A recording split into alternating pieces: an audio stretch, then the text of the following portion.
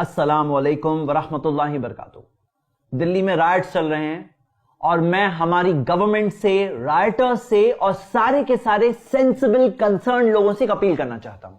हम सब के सब जानते हैं कि जब राइट्स चलते हैं तो कंट्री की इकोनॉमी पे एक असर पड़ता है। क्या आपको पता है कितना असर पड़ता है? हमारे पास एक मिसाल है गुजरात के 2002 के राइट्स की। Gujarat chamber of commerce and industry ने उस वक्त पर कहा था कि गुजरात राइट्स की वजह से 10,000 करोड़ का नुकसान बिजनेस को हुआ। कॉन्फेडरेशन ऑफ इंडियन इंडस्ट्री और गवर्नमेंट सोर्सेज दोनों ने कहा था कि डेली का 500 करोड़ का बिजनेस का लॉस हो रहा था। यह तो 2002 की बात थी। आज की तारीख में कितना लॉस हो रहा होगा और दिल्ली जैसे बड़े शहर में कितना बड़ा लॉस हो रहा होगा वो तो हम खुद समझ सकते हैं। ग्लोबल पीस इंडेक्स ने अपने पीस के पूरे इंटरनेशनल इंडेक्स में 163 कंट्रीज में से इंडिया को 141 नंबर पर रखा था और बताया कि इंडिया में एक साल 2019 में 61 लाख करोड़ का लॉस हुआ। 61 लाख करोड़ किसे बोलते हैं? इस तरह के सारे वायलेंस की वजह से। अब आप खुद सोचिए कि जब इस तरह के राइट्स हो रहे हैं तो कितना लॉस हो रहा है। यानी हमारी कंट्री अपनी कंट्री की दौलत को वेस्ट कर रही है इस तरह के वायलेंस पर। जाहिर सी बात है, जिस कंट्री में इस तरह की हिंसा हो उस कंट्री में आने वाला फॉरेन इन्वेस्टमेंट तो कम होना ही है। कई कंट्रीज अपने नागरिकों को ट्रैवल एडवाइजरीज इशू कर चुके हैं कि इंडिया में नहीं जाना है इस तरह की हिंसा की वजह से। इस वजह से टूरिज्म पर भी असर पड़ने वाला है। हिंसा करने वाले हिंसा कर रहे हैं, उकसाने वाले उकसा रहे हैं, पुलिस भी हिंसा होने दे रही है, लेकिन ये सबके सबको यह एहसास नहीं हो रहा है कि हमारी कंट्री आज की तारीख में एक ऐसी डेलिकेट सिचुएशन में है, एक ऐसी नाजुक सिचुएशन में है। हमारी इकोनॉमी, हमारी अर्थव्यवस्था एक ऐसी सिचुएशन में है कि थोड़ा सा अगर धक्का गलत तरीके से लग गया तो हमारी कंट्री एक बहुत बड़ी इकोनॉमिक क्राइसिस में गिर सकती है। हम सब खुद देख चुके हैं कि पीएमसी बैंक किस तरह से कोलैप्स हुई। बैंक्स खुद एक बहुत ही नाजुक से रेशियो में है। अलग अलग लोन डिफॉल्ट्स हो चुके हैं, बैड डेट्स आ चुके हैं, वोडाफोन वगैरह डूबने की बात हो रही है। अब इस सिचुएशन के अंदर ये सारे राइट्स वगैरह अगर शुरू हो जाए तो ये बात श्योर है कि हम एक बहुत बड़ी इकोनॉमिक क्राइसिस को देख रहे हैं। और फिर समझने की बात यह है कि जब बैंकें डूबेगी, जॉब छूटेंगे, तो सबके सबको इस बात की तकलीफ होने वाली है। तो हम सब के लिए जरूरी है एज कंसर्न्ड इंडिविजुअल्स, हम सब अपने तौर पर क्या कर सकते हैं, हम सब करें इन राइट्स को रोकने के लिए।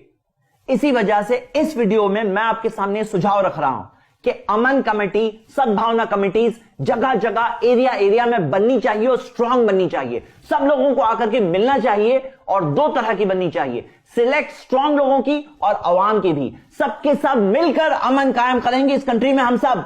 और हम याद रखेंगे गांधी जी की मिसाल को कि वो खुद अपनी जिंदगी के आखिरी वक्त में फास्ट अनटू डेथ का व्रत रखा कि लोग राइट्स को रोकें।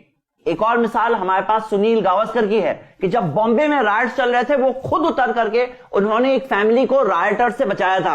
ये अमन कमेटी, सद्भावना कमिटीज में हर धर्म वाले होने चाहिए, सारे कंसर्न्ड इंडियंस होना चाहिए। हमारा इंसानियत का नाता है, हमारा खून का नाता है, और खून तो खून ही होता है, चाहे किसी का भी खून बहे। अरे किसी की खून पसीने की मेहनत से बनाया हुआ उसका बिजनेस, उसका घर अगर जला दिया जाए तो ये रोकना हम सबकी जिम्मेदारी होती है। हमारी कंट्री की इमेज पूरी दुनिया में खराब हो रही है और हो सकता है कि आपके धर्म की इमेज भी लोगों की आंखों में खराब हो रही है। जुल्म से रोकना तो सब धर्म सिखाते हैं ना। हम सब जाने वाले हैं ना अपने मालिक के पास। हम सारे के सारे लोगों से अपील करते हैं, आओ सब मिलकर रोकते हैं पागलपन को। हमारे पास एक मिसाल प्रॉफिट मोहम्मद सल्लल्लाहु अलैहि वसल्लम की भी है। जब मक्का के अंदर 3 साल तक टोटल बॉयकॉट उनका किया गया, तब बनु हाशिम और बनु मुत्तलिब नाम के 2 कबीले जो मोस्टली नॉन मुस्लिम्स के थे, उन्होंने मुस्लिम्स का टोटल साथ दिया था। वो भी खुद उस बॉयकॉट में 3 साल तक साथ में रहे, यहां तक कि बॉयकॉट खत्म हो गया। अगली बात कि हमें करना क्या है ऐसे वक्त पर, आपको एक बात याद रखनी है कि आपको अपनी जान और अपनी प्रॉपर्टी का डिफेंस तो करना है, लेकिन साथ साथ में हिफाजत करनी है एक बहुत बड़े कॉज की। जो एंटी सीएए प्रोटेस्ट पूरी इंडिया में सारे धर्म वाले मिलकर कर रहे थे, वो प्रोटेस्ट पर आंच नहीं आनी चाहिए। बात तो क्लियर है, ये सारे राइट्स कराने वालों का मकसद यही था कि वो सीएए प्रोटेस्ट जो 2.5 महीने से पीसफुल तौर पर और बहुत सहनशीलता के साथ हो रहे थे, उससे किसी तरह से रोकना चाहते हैं। वो ये चाहते हैं कि आपके अंदर एक तरह का गुस्सा सुलग जाए। आप जानते हैं कि जब मस्जिद को जलाया गया, मीनार के ऊपर जो भगवा झंडा लगाया गया, ये चीज को देखकर गुस्सा आ सकता है किसी को, लेकिन आपको वो गुस्से को रोकना है। क्यों? ये कौन लोग है कर रहे हैं आपको पता है? ये एक फ्रस्ट्रेटेड माइनॉरिटी है जो सिर्फ पुलिस और गवर्नमेंट के सपोर्ट से ही दंगा कर रहे हैं। आपको पता है बहुत सारा अनएम्प्लॉयमेंट चल रहा है, किसी अनएम्प्लॉयड पर्सन को थोड़े पैसे मिल जाए दंगा करने के लिए तो बहुत सारे ऐसे लोग हैं जो बिकते हैं, यानी कि बहुत सारे भाड़े के टट्टू है। किसी भी धर्म किसी भी कौम के लिए अपने दिल में नफरत मत आने देना। मैं अपने मुस्लिम भाइयों से अपील करता हूं कि अपने दिल में किसी हिंदू के लिए, हिंदू धर्म के लिए नफरत मत आने देना। क्यों? क्योंकि आम हिंदू तो हमारे साथ है, बुद्धिस्ट हमारे साथ है, सिख हमारे साथ है, कम्युनिस्ट हमारे साथ है। पूरे के पूरे इंडिया में किसी एक हिंदू पर भी जुल्म नहीं होना चाहिए, उस पर कोई अत्याचार नहीं होना चाहिए। और अगर आप पर हमला किया गया तो सेल्फ डिफेंस की इजाजत तो खुद इंडिया का कानून देता है।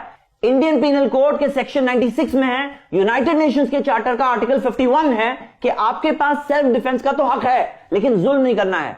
और किसी भी हाल में आपको अपने दिल में किसी तरह का डर नहीं आने देना है, क्योंकि दुनिया की जिंदगी, दुनिया की सारी चीजें तो छोड़ के ऐसे भी जाना है। हमें खुशी होनी चाहिए कि हम अच्छे काम के लिए, सच्चाई के लिए आज खड़े हैं। जुल्म करने वालों की फोटोग्राफ्स लो, वीडियोस बनाओ, खुद अपने आप को जैसे कि एक मीडिया का रिपोर्टर समझो। आज मीडिया तक आपकी आवाज कैसे पहुंचे? याद रखिए इस बात को, व्हाट्सएप के जरिए पहुंचाना मुश्किल है, लेकिन ट्विटर के जरिए आप इंडियन और इंटरनेशनल मीडिया एक्टिविस्ट सबके पास अपनी रिपोर्ट पहुंचा सकते हैं। मैं खुद डिस्क्रिप्शन बॉक्स के अंदर इंडियन और इंटरनेशनल मीडिया हाउसेज और कुछ प्रोमिनेंट एक्टिविस्ट का आपको ट्विटर एड्रेस दे रहा हूं। और हालात देखते हुए सीएए प्रोटेस्ट जारी रहना चाहिए। किसी एरिया में कुछ वक्त के लिए कभी कम कभी ज्यादा हो सकता है, लेकिन यह प्रोटेस्ट रुकनी नहीं चाहिए, क्योंकि यह चीज तो हम सब बर्दाश्त नहीं कर सकते हैं कि करोड़ों लोगों की नागरिकता ले ली जाए, उन्हें डिटेंशन सेंटर्स में डाल दिया जाए। जो लोगों का इन राइट्स में लॉस हुआ है उनके लिए हर जगह पर एक अच्छा रिलीफ फंड बनना जरूरी है, ताकि उनकी जिंदगियां नॉर्मल पर वापस आ सके। आखिर में एक बात याद रखिए, जो लोग ये आग लगाते हैं उनसे बहुत बड़ा आगों को बुझाने वाला है। उनकी मर्जी चलती तो कितने सारे राइट्स हो जाते हैं, लेकिन हम ये जानते हैं कि ऊपर वाले की मर्जी के सिवा कुछ हो नहीं सकता। कुल्लमा औक़दू नारन लिल हर्बी अत्फ़ाहा अल्लाह। जब जब वो जंग की आग लगाते हैं, ऊपर वाला अल्लाह उन्हें बुझा देता है। इस वीडियो को ज्यादा से ज्यादा शेयर करें। हो सकता है कि आप खुद एक बहुत बड़े फसाद को रोकने में जरिया बन जाएं। हमारी YouTube चैनल को सब्सक्राइब करें, फेसबुक पेज को लाइक करें, कमेंट्स में जरूर बताएं कि आपके क्या ख्याल है। अस्सलाम वालेकुम वरहमतुल्लाहि वबरकातुहू। ऐसे ही और वीडियोस बनाने में हमारी मदद करें। iPlus TV को जरूर डोनेट करें।